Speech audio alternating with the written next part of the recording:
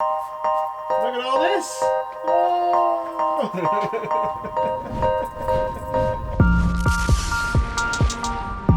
What are we doing today, Tim? This is Mage Knight from WizKids. Love this game. Favorite game. So favourite that you're going to ruin the model. I got some at home. Some. This stuff was just actually donated for projects. So we've done this project in the past. It's where you take a spare model and basically turn them into a bush or a tree. It sounds weird. It looks surprisingly good. Seriously, stick this one out. It's a quick and dirty, interesting looking tree that just kind of catches you off guard and you go, oh, wait a minute, that's an ogre, and that's what we're gonna do. First things first, we have to pick some of the minis to use. We went through the whole box and pulled out a selection. We went for these little tree guys because, you know, they're already trees. And otherwise you want stuff with sort of longer arms, perhaps spiky bits. They're going to be the ones that really make good looking shrubs. Next was taking them off the bases. These were pretty easy with the HeroClix, but actually tricky with a couple of them. We had to use some pliers to really get them off the base. After that, we cut our own bases with the bandsaw, but you've seen that a million times now. Unfortunately, the next day he uses hot glue, and as you know here at the Game Chamber, we never use hot glue because it's crap. But if you're willing to use hot glue, you're going to take some hot glue and stick them onto the bases. Genuinely, there probably are other glues that would work fine here. But the reason we are using hot glue is because you can do some strings that come off it that are going to make really cool looking roots later on. Normally, the stringy residue from hot glue is something that you have to deal with, but here actually it's ideal. So when we come to base these with some flock later on, we're going to make sure we don't put the flock on that area, and it's going to give us some really nice gnarly roots.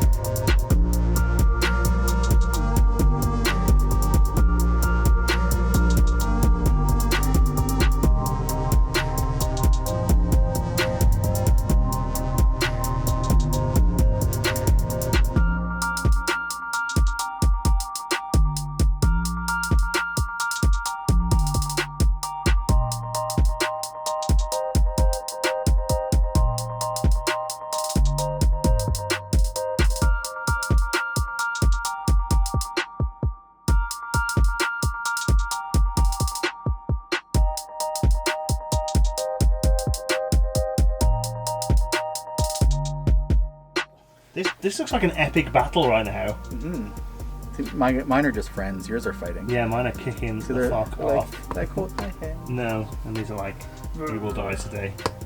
This guy's just hanging out. Right, I'm going to spray them brown.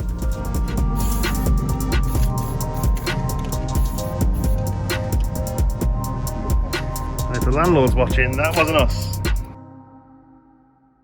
Cheap craft paints were all we're using here, nothing fancy at all. Any browns you've got will be fine here, just working your way up to lighter browns as you go. Because we're doing this in a bit of a rush, we're going to blitz them with the hairdryer so they're nice and dry and ready for a wash. We're using Agrax Earthshade here and applying it really, really liberally. We want to get into every little nook and cranny here. And it's worth mentioning that this is where some minis will work better than others. Things that have already got a great texture, like the tree ent dude there, or this bear's fur, will really add a lot to this with this process. So anything a bit organic, a bit textured will be the best thing you can do for this build. Another blow dry, because we're really trying to get this one done quickly. Then it's on to the green stuff. Not green stuff, stuff that's green. So the foliage clusters or the clump foliage is thicker and it's kind of attached to itself. So it stays in clumps. Does it come like vacuum packed a little almost? Yeah, it's kind of like squished, and you can kind of fluff it up, but you're going to take it out and you're more going to rip off nice little pieces. Oh yeah, it's almost like foam, like a sponge. Basically. This is clump foliage, and again, it's going to be fizzled, but it's going to come more together than that looks like some good kush. Your average.